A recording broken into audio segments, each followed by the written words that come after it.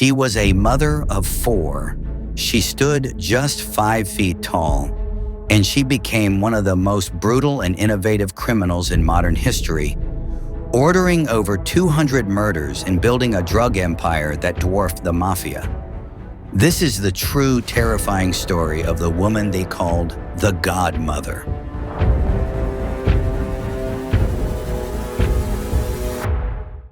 Her story begins in the coastal poverty of Colombia. While some records point to Santa Marta, her character was truly forged on the unforgiving streets of Medellin. On these streets, survival was a currency earned through petty crime. She began as a pickpocket, but her ambition quickly curdled into something far darker.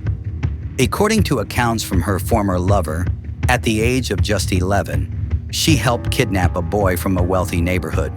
And when his family refused to pay the ransom, it was Griselda who, without hesitation, fatally shot him. She was still a child, but she had already learned the brutal calculus of power. While still a teenager, she married a small-time forger, Carlos Trujillo, and had 3 sons. But Griselda was never meant to be a housewife. After they divorced, he was murdered, a hit many believe she ordered years later. She then found her true calling alongside her second husband, Alberto Bravo, a trafficker who introduced her to the booming business of cocaine. Operating out of New York City, the couple looked at the smuggling game and saw a flaw. Law enforcement was searching for men. So Griselda weaponized femininity. She designed and manufactured custom clothing with secret heat-sealed compartments, perfectly molded to a woman's body. They were creating garments. These garments would allow for the drugs to be more smoothed around the body. It would just look like a woman's natural figure. She encouraged the women to dress very attractively, to be flirtatious with customs agents and immigration agents. No one's going to suspect that a young woman who's very nicely dressed is going to be wearing a bra padded with cocaine. Back in Colombia, Griselda came to believe her husband Bravo was stealing from their empire. A violent shootout erupted between their bodyguards. In the chaos, Griselda, nursing a gunshot wound to the stomach, allegedly raised her own firearm and put an end to her husband and their partnership. She had seized control. The press would later call her the Black Widow. By the late 1970s, she moved to Miami. The city was a sun-drenched paradise, but Griselda saw it as territory to be conquered. Seeking to eliminate all competition, she plunged Miami into a period of violence so intense, it became known as the Cocaine Cowboy Wars. Her reputation as the godmother of cocaine was cemented in broad daylight. In 1979, her hitmen stormed the Dadeland Mall, unleashing machine gun fire in a crowded shopping center, a public declaration that a more ruthless power was in charge. Her violence was not just brutal, it was innovative. She perfected the motorcycle assassination. A rider and a gunman could weave through Miami traffic, pull alongside a target's car, and unleash a barrage of bullets before vanishing into the streets. It was fast and efficient, and it became her signature. Backed by this violence, she became one of the wealthiest drug traffickers in the world, smuggling over 3 tons of cocaine into the U.S. annually, netting an estimated $80 million per month. She fully embraced her persona, even naming her youngest son Michael Corleone after the crime boss from The Godfather. At the height of her power, surrounded by luxury and hedonistic parties, Griselda's empire began to rot from within. Fearing threats from rivals and her own lieutenants, she moved to California in 1984, but her past was catching up to her.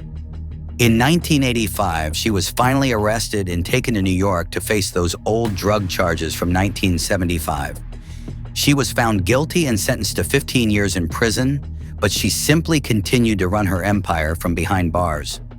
During this time, prosecutors were building a larger case, linking her to over 200 murders.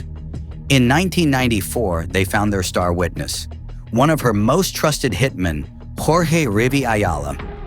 He agreed to testify against her in 3 murder cases, including one that revealed the true depths of her cruelty. During a failed attempt on a former enforcer's life, his 2-year-old son was caught in the crossfire and killed. Griselda was now facing the death penalty. But then, the case took a bizarre turn. The prosecution was torpedoed by a scandal. It was discovered that their star witness, Ayala, had been having inappropriate relations with secretaries from the prosecutor's own office.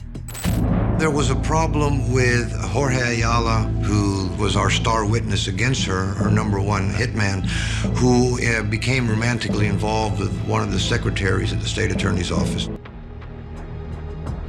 With Ayala's credibility shattered, the capital case fell apart. In 1998, Griselda Blanco pled guilty to lesser charges in exchange for a reduced sentence. 6 years later, in 2004, she was released from prison and deported back to Colombia, a free woman once more.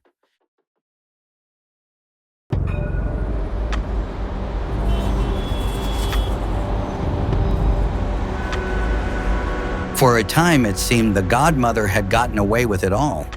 She reportedly retired from a life of crime, living quietly in a wealthy neighborhood in Medellin. The world, it seemed, had forgotten the woman who once held a city in a grip of terror. But the streets never forget. On September 3, 2012, the 69-year-old Griselda walked out of a local butcher shop. As she stood on the sidewalk, a gunman on the back of a motorcycle pulled alongside her, raised a gun, and fired 2 shots.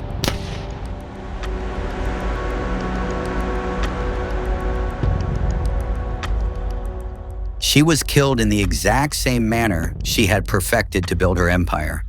It was a final, brutal irony for a larger-than-life figure, one of the few women to ever attain such power in the drug world. Her story, a saga of ruthless ambition and dark innovation, has inspired books and films. A chilling reminder that the cycle of violence, once started, will always find its way back home. Thanks for watching. Make sure to subscribe and tap that notification bell for more videos like this.